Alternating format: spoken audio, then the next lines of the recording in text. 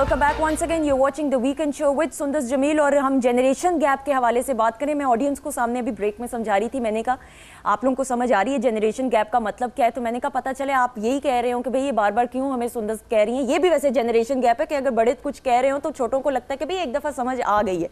अच्छा उस्मान साहब, coming back to you, आप अपने अब्बा से हर चीज़ शेयर किया करते थे, कोई ऐसा बैरियर नहीं था कम्युनिकेशन का, कोई ऐसा मसला होता होगा तो हर चीज़ आप डिस्कस किया करते थे बिला तकल्लुफ। मैं समझता हूँ और ये मानता भी हूँ कि शायद हर बच्चा जो ग्रो अप किया उसका हो सकता है ये वाला रिलेशनशिप अपने वालिद के साथ ना हो, लेकिन बहुत सारे बच्चों का ये रिलेशनशिप रहा है। आपका अपने बच्चों के साथ एग्जैक्ट वैसा रिलेशनशिप है? जी मेरा एग्जैक्टली वैसा है, क्योंकि जो मुझे घर में तरबियत मिली मैं तो उसी के ऊपर कारबंद हूँ, उसी पे चलता हूँ। मेरी दोनों बेटियाँ मेरी दोस्त हैं। ठीक है, कहते हैं बाप और बेटी का बड़ा एक खूबसूरत सा रिश्ता होता है, बड़ी ऐसे। अगर मैंने सिर्फ अपनी बच्चियों से ये कहा था कि आपने मेरे साथ कभी झूठ नहीं बोलना, नो मैटर व्हाट हैपेंस। ठीक है, ठीक है। तो उन बच्चियों ने कभी मेरे साथ झूठ नहीं बोला, ना अपनी माँ के साथ झूठ बोला। सही।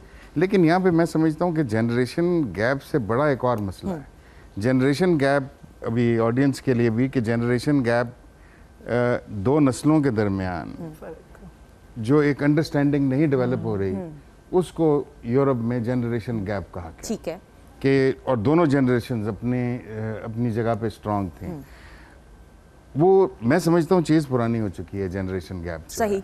इस वक्त पाकिस्तान में जो हमारे हवाले से कि हमको गलत तारीख पढ़ाई गई, अब चीज़ें आप छुपा नहीं सकते। बिल्कुल।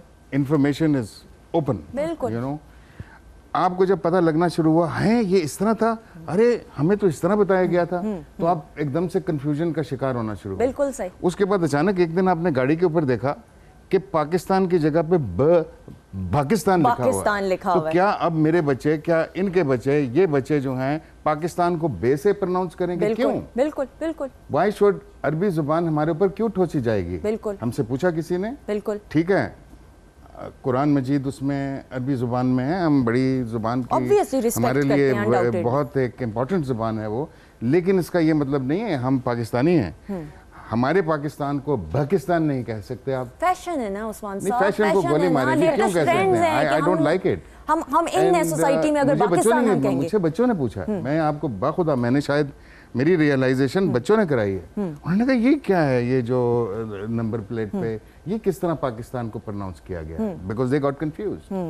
सो अगर हम अपने बच्चों को इसी तरह कंफ्यूज करते रहेंगे, और ये कंफ्यूजन जो है ये सिर्फ यहाँ तक नहीं है, ये कंफ्यूजन एजुकेशन में, क्योंकि रंग बिरंगी एजुकेशन के जाविये बन चुके हैं। सही। एक डिसिप्लिन्ड करिकुलम नहीं है कि पूरे मुल्क में एक पैटर्न पे पढ़ाया जाए, नहीं है।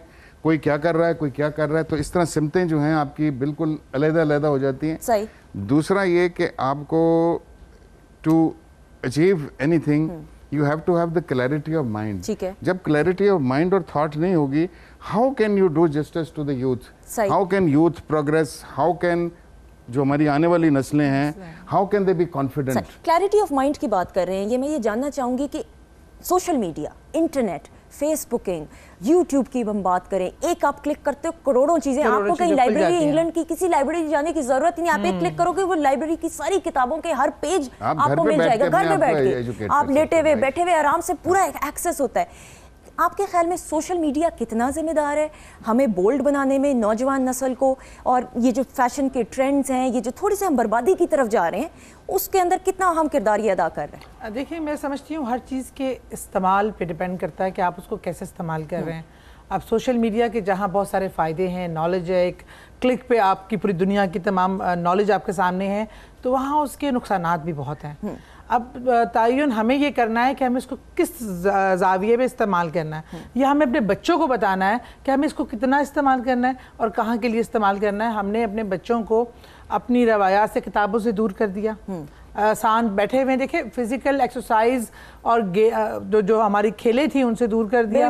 बिल्कुल हमने उनको बैठा दिया बंद कमरों में, मोबाइलों पे अब तो नेट आ गया, अब तो कंप्यूटर पे बैठने की जरूरत भी नहीं है। हमने उनको अपाहज और नकारा बना दिया।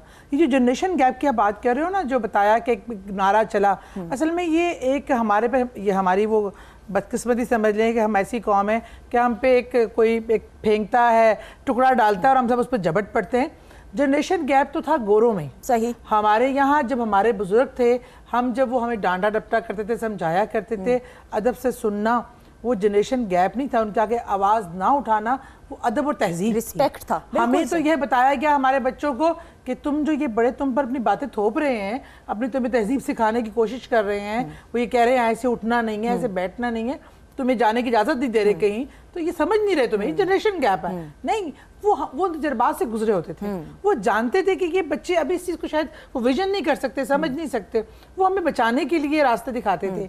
हमने अपने आप को अब जो नए माँ बाप आए, उन्होंने कहा कि जी हमने एक सोसाइटी में चलना है, अगर नाम पैदा करना है तो हमारा बच्चा अगर फेसबुक पे उसका अकाउंट ही नहीं है तो वो कोई शैलो वैल्यूज अपनी बना ली हैं। हमने अपनी वैल्यूज को छोड़ दिया। जब आप अपनी चीज को अपनी जमीन पे ना खड़े हो, आपके सर पे अपना आसमान ना हो, तो आप कहीं वो कौवा चला हंस की चाल अपनी चाल भूल गया। हमने कौवे की वो हंस की चाल चलने के चक्कर में अपना भी आप भूल चुके। अपने इक़्तिदार, हर चीज का इस्तेमाल जरूरी है। आप ये भी जरूरी है कि देखें आप दुनिया में क्या हो रहा है, नई चीजों को अपनाएं, लेकिन पुरानी चीजों को भूलें ना। अच्छा, नई चीजें तो ये भी है ना कि फोन आजकल तो मैं ये देखती हूँ कि बड़े बुजुर्ग बैठे होंगे, बच्चा आ रहा होगा, ना सलाम होगी दुआ, अगर सलाम दुआ होगी तो कैजुअली चलते चलते हमें तो जो सिखाया गया है, जो हमें पता है, हालांकि मैं भी ब्रेक पे भी बता दी सादिया जी को, मैं एक बच्चे की अम्मा बन चुकी हूँ, लेकिन अगर मैं गलती से भी फोन का इस्तेमाल करी हूँ कोई मैसेज, तो मेरी अम्मा कहती है कि तो फोन रखो, बड़ों के आगे आपको रिस्पेक्ट जो है एक देना जरूरी होती है। ये जो रिस्पेक्ट का एलिमेंट है, ये जो झाका है, अगर जो लफ्ज एक है, अगर झाका खत्म हो जाए तो फिर तो there is no end to it. हम कई दफा रॉन्ग मैसेजेस बच्चों को भेजते हैं, फिर हम कहते हैं कि ये जनरेशन गैप की बात कर रहे हैं। Wrong messages in the sense कि जो हार्मलेस होते हैं, हम नहीं समझते कि ये इससे कोई हार्म होगी। फॉर इंस्टेंस, मेरी छोटी वाली बेटी, वो कोई मेरा ख्याल है 5 साल की थी, 4 साल की थी, इतवार का रोज था छुट्टी का, तो कोई बाहर मिलने आ गए जिन्होंने मुझसे ना अपॉइंटमेंट की ना टाइम लिया, तो मैंने बेटी को कहा नहीं बच्चे, उनको कहो मैं घर पे नहीं हूँ। एक हार्मलेस सी आप कहते हैं ना, टेलीफोन आया, नहीं बेटा मैं बात, उसको को घर पे नहीं है, इसी तरह कह दिया घर पे नहीं है, तो वो चलते दरवाजे में रुक गई, तो वापस मुड़ी, कहती है पापा आप चाहते हैं मैं जाकर झूठ बोलूं? आई जस्ट फ्रोज, क्योंकि हम ये मैसेज दे दिया। हाँ, अगर वो ना पूछती, वो जाके करके, तो उसको भी आदत पड़ जानी थी। बिल्कुल सही, but she was intelligent enough that she pointed out. बाप से सुना है, बाप ये करता था, तो that's how you will do it. क्योंकि मैं समझता हूँ जनरेशन गैप के साथ साथ रिफ्लेक्शन ऑफ एक नस्ल का रिफ्लेक्शन दूसरी नस्ल, इसीलिए नस्ल दर नस्ल जो डेवलपमेंट है आज दुनिया, हम जिधर बैठे हैं आके, तो नस्लों से सारी डेवलपमेंट होके आई है। एक नस्ल यहाँ तक लाई काम को, और उसके बाद एज गिव्स इन, वहां से फिर एक और शख्स लेके चला, उसका कष्ट वो नहीं हुआ जो वो करके आया। सही, बिल्कुल सही। अच्छा, मैं एक चीज पूछना चाहूंगी, अगर बुनियादें घर की मजबूत हो, जो असल ट्रेनिंग होती है वो तो माँ बाप ही इंस्टीट्यूट होते हैं एक बच्चे के लिए।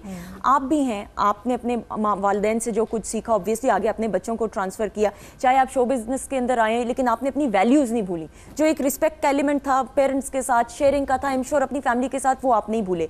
तो क्या आप समझते हैं कि हमारी मौजूदा सूरत हाल के अंदर पेरेंट्स को कितना इम्पॉर्टेंट है कि टाइम बच्चों को देना चाहिए, अपने पर्सनल एक्सपीरियंसेस शेयर करें, कि ताकि अगर आप घर की इंस्टीट्यूट ही मजबूत नहीं होगा, घर की बुनियादें नहीं स्ट्रांग होंगी, तो बाहर तो जाहिर पता है इर्द गिर्द हर किस्म के लोग होते हैं और आप बड़ा बच्चा इंस्पायर हो जाता है, नन्हा सा दिमाग होता है ना बच्चे का। अपना एग्जाम्पल दे सकता हूँ, मेरी 2 बेटियाँ और मैं और समीना दोनों वर्किंग लोग हैं, वो भी काम करती हैं, मैं भी काम करता हूँ, so we are working class people. सही।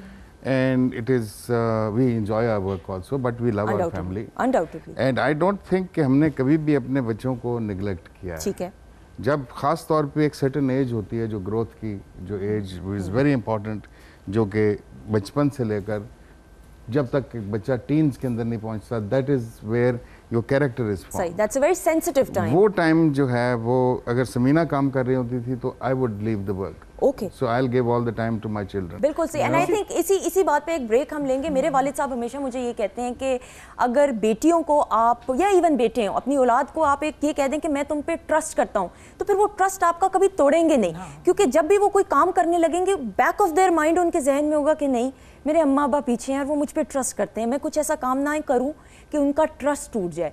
तो इस वजह से ये एक बड़ी इंपॉर्टेंट चीज़ है। ये कुछ ऐसी चीज़ें होती हैं, कुछ ट्रेनिंग का हिस्सा बनाना बहुत ज़रूरी है। आजकल के खास तौर पे जो नौजवान नस्ल पेरेंट्स हैं, उनको अगर अपनी ट्रेनिंग का हिस्सा बना लें तो ये बच्चों के अंदर ट्रांसफ़र करेंगे तो फिर बच्चा आपका कभी चीट नहीं करेगा और हमेशा आपसे सच बोलेगा। वो जो कम्युनिकेशन बैरियर की हम बात करें वो फिर ख़त्म हो जाएगा और फिर आपस में हर चीज़ें आप एक दूसरे के साथ शेयर करेंगे। ब्रेक लेंगे, ब्रेक के बाद जितनी भी हमारी यंगस्टर्स बैठे हैं फिर इनसे बात करेंगे कि भाई कम्युनिकेशन गैप है, यंगस्टर्स के क्या मसाइल हैं जो बड़े बुजुर्ग नहीं समझते, इनकी ज़बानी इनकी कहानी सुनेंगे ब्रेक के बाद। Stay tuned.